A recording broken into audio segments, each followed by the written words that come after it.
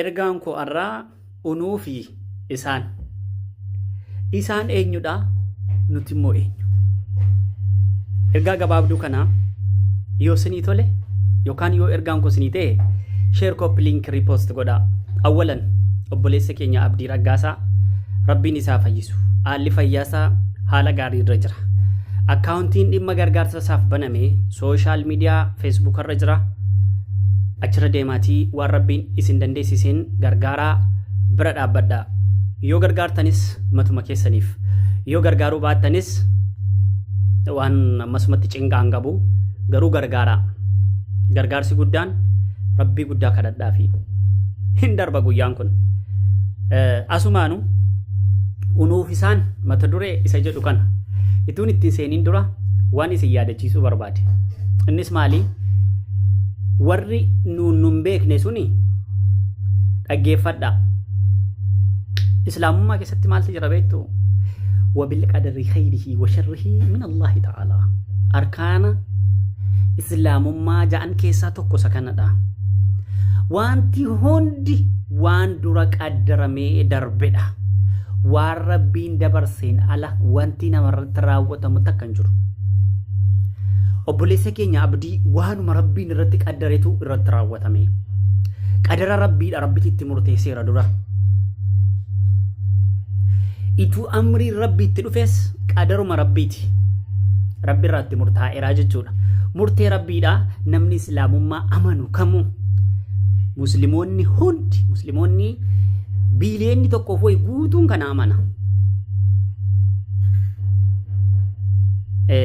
Isin warri kana hin beekne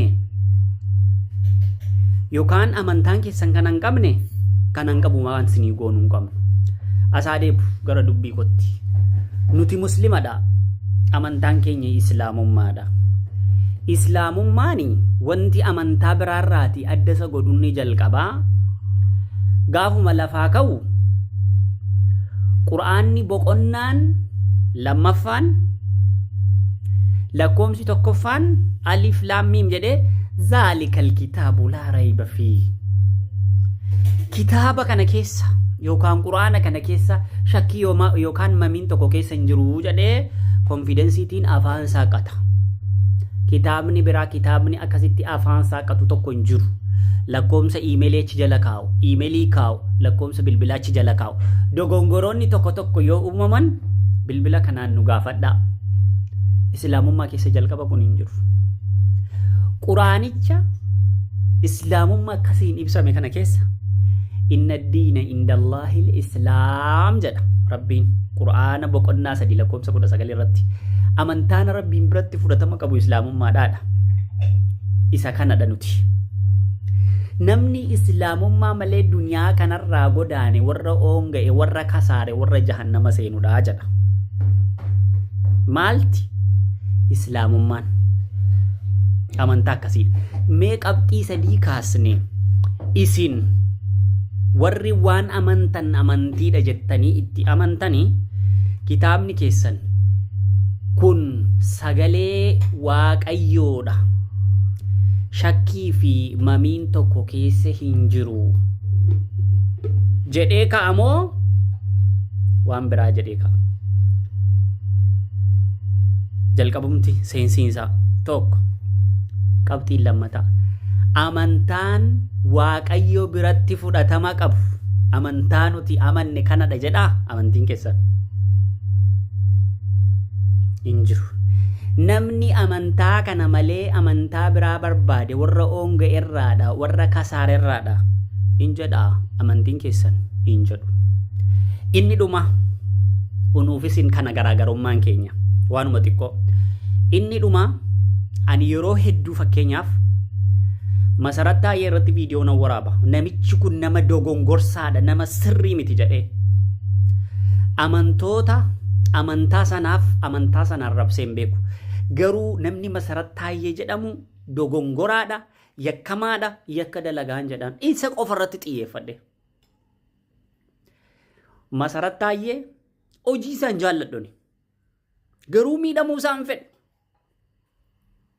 Akka inni miidhamu, akka hammeenyi tokko isarra ga'u, akka gaaga'amni tokko isarra ga'u, akka dhiigni isaa dhangala'u akka inni rakkatu, akka inni xiqqaatu, akka inni beela'u hin fedhu. Maaliif? Nama dhaamu. Ilma namaa dhaamu. Rabbiti uumeem.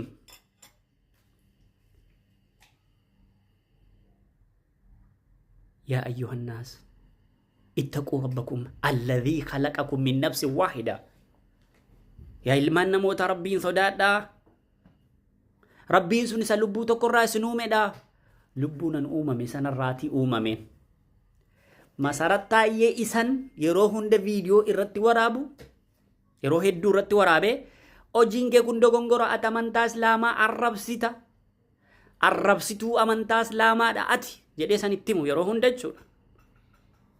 Anu miidhaan akkasarra gahu hin fedhus hin hawwus fakkeessaa miti kana. Rabbi na beeka hin beekoon hin fakkeessaa kee. Nan bulchitu nan oolchitu. Roobsitu hin caamsitu. Namni bookeen funyaansi bunaan qaattee duutudhati. Nama raftee achi naftudha. Baallaa goota deen kana sitti fakkeessaa dhaqa. Inni kun kana. Nuufisin erga isan jedhee unuufisin namoonni social media irra namoota wal agarru wal bebbeeknu isinin argaa jiraddu kana akkas taatu akkas kun akkas taatu lab lab lab lab lab lab lab lab lab labettun baay'een isin taajjabeen baay'ee garaagarummaa keenyaaf garaagarummaa keessanidhaam namni afuuratti bu'ee akkas ta'a baga akkas ta'e maandu'iini jedhaa jirtu abdiitiin. Maa akkas hin ta'ini maandu'iinitu du'eera ta'ee jedhaa jirtu. Baga sitti xiqqaate jedhaa jirtu.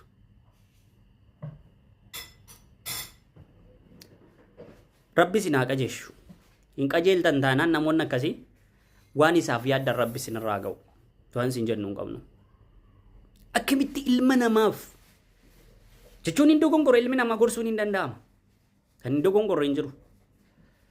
Abbaan ilma nama kana hundaa Aadamiyyuu yookaan Addaam dogongoree baala Rabbiin hin nyaatiin jedhe sana nyaate get out ta'e jannata keessa. Hin dogongoro ilmi namaa kan hin dogongorre hin jiru. Isin amma kanaa jibba namaa qabdu namoota hedduu komentii keessan hin dubbisaa feesbuukii keessan dhimma koodha jedhee mana isin jala taa'ee isin ilaalaa oolee. Ajab.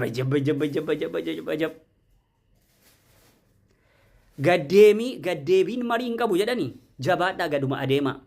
Gad adeemtuun fayyaan kun kan namummaan isinirraatiin mul'anne. Namummaan isinirra hin jiru. Abbaa qabdu nii? Ilmoo qabdu miti? Haadha manaa qabdu miti? Rabbiin haadha manaa keessan ishuma manaa sana isinitti kaasee naan akkas isin gochuu dandeessi. Garuu gariin keessan immoo maaliin isinirraa arga beektu? Ergama wayii waan qabdan wayii natti fakkaata. Jechuun harka wayaa jalaatiin waan wayii qabdu waan isinirraa calaqqisu jira. Yeroo booda xiqqoo ishee isin eegna.